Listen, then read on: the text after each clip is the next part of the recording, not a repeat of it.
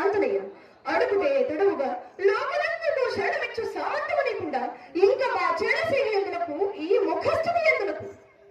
ఇది ముఖస్థుతి ఆ పరందామ. నేను మీ దాసులు కాన, మీ పాద సేవ కాక అన్న పరమార్థము కలదా ఈ జీవికి. భగవంతునికి భక్తుడు దూరమగు నా తండ్రి. అది ఆ కాలము నాటి మాట ఆంజనేయ. ఆ మనము దూరమైనను అంతరంలో దూరమని తలపేది. అయ్యో శ్రీరామచంద్ర, దుష్ట గ్రహచారము సమగిట్టి సంఘటన సంభవించలే గాని మన అంతస్తుల మధ్య అఘాతము కూడా